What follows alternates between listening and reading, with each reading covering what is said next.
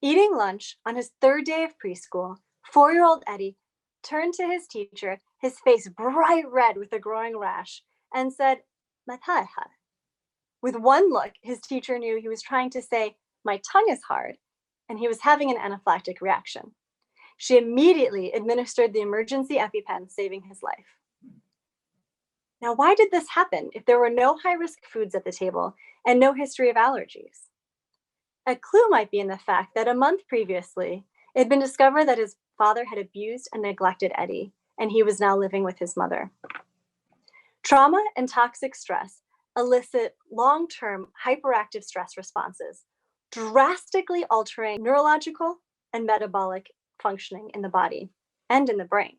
It can even inhibit the prefrontal cortex responsible for learning and rational thought. A few weeks after his anaphylactic reaction, Eddie saw his dad in court. The next day at school, after using the bathroom, he was guided to wash his hands. In response, he ran out of the bathroom, plunged his hands into the classroom lunch food, started knocking toys off of the shelf, and taking off his clothes. Without understanding his trauma history and how children react to trauma, it'd be easy to dismiss him as a bad kid. Instead, we need to acknowledge that his behavior is a cry for help. This happens in every community, in every school. Santa Monica is no exception.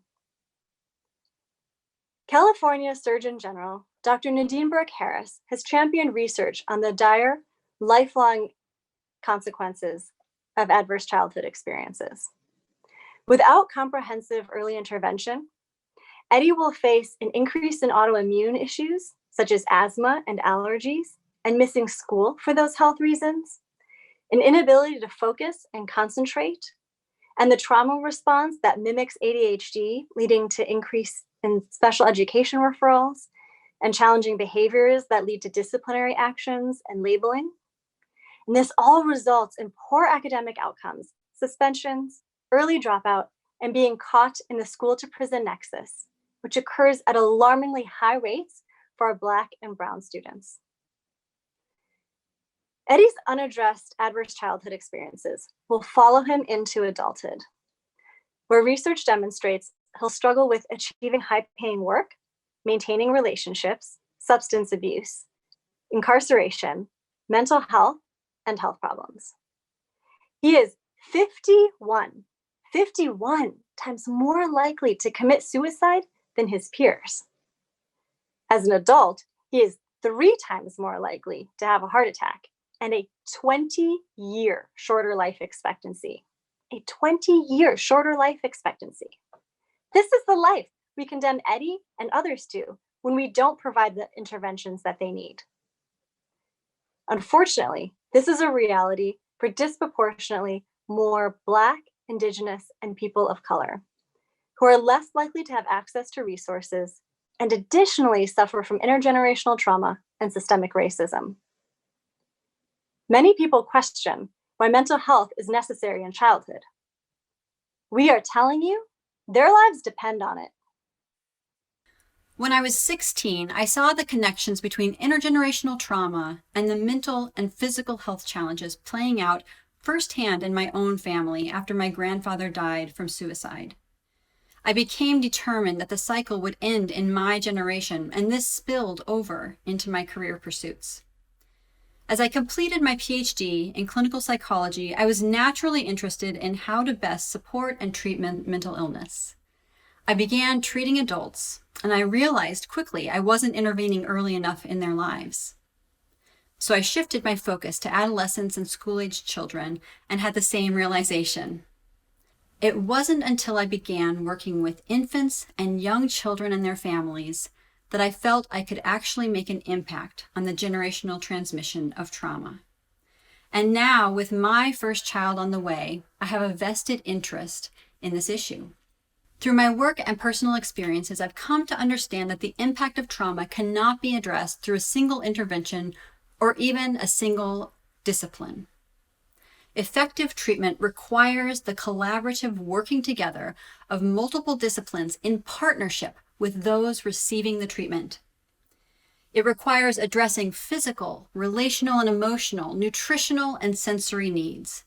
Trauma demands that we view a person as a holistic being, not simply as the sum of their separate parts. So imagine if our standards for preschool included a model where every adult caring for a child worked collaboratively within a team to see each child holistically. Not only would those preschoolers thrive, but so would their teachers, their families, and their communities. We at the Pinwheel Project have found a way to reach the children and the families who need it the most and intervene early. We use an innovative approach to consultation, and this allows us to address issues of trauma, health, and relationships in each child and community to create a lifelong impact. The Pinwheel Project is rooted in the power of whole child care throughout early childhood development and integrates the disciplines of psychology, social work, nutrition, nursing, and occupational therapy to address the whole child and their environment.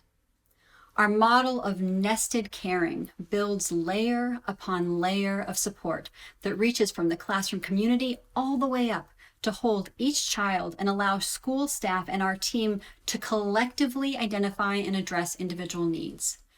But we're not just supporting the health of individual children. We're actually creating healthy communities and systems so every child has a better chance of thriving.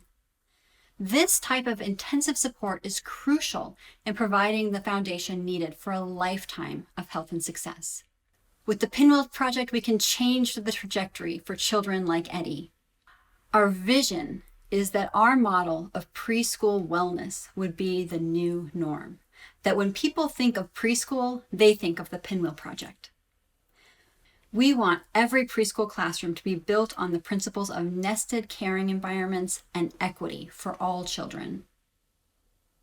We want children and families to be met where they're at and provided the level of care that they need, whether that's the universal care that every child receives or more intensive, individualized care. And now, as I prepare for the birth of my first child, I want the assurance that my daughter will be supported holistically, not just in her learning of numbers or letters or other academics, but also in the learning and development of healthy eating habits and development of healthy social skills and relationships. And I don't want this just for her. I want her to be part of a community where every child's needs are being addressed the same way, regardless of their background or income level. So how does this vision become a reality? We can't do it alone. We need your partnership. We need passionate parents and community members to raise awareness about the importance of high quality early childhood education with access to integrated healthcare and wellness for all children, particularly those who have been historically under-resourced. Talk to your child's preschool to see if they're aware of these types of programs, and advocate with your political leaders regarding the need for funding and holistic programming for young children. We also need people to invest and develop programs to increase holistic programming and partnerships across disciplines to create these networks of care for families and young children, and meeting them in their familiar classroom. If you have access to funds, invest in collaborative, multidisciplinary projects in early childhood. Connect with other providers in your community and begin building a network. Every dollar invested into early childhood yields a $13 return on investment. So not only is it the right thing to do, it's the financially smart thing to do. Even in times of budget crises, not investing in these types of interventions costs taxpayers money down the road. So what do you say? Will you join us? Let's begin building a truly integrated model of health and preschool to support the youngest members of our society. Our future depends on it.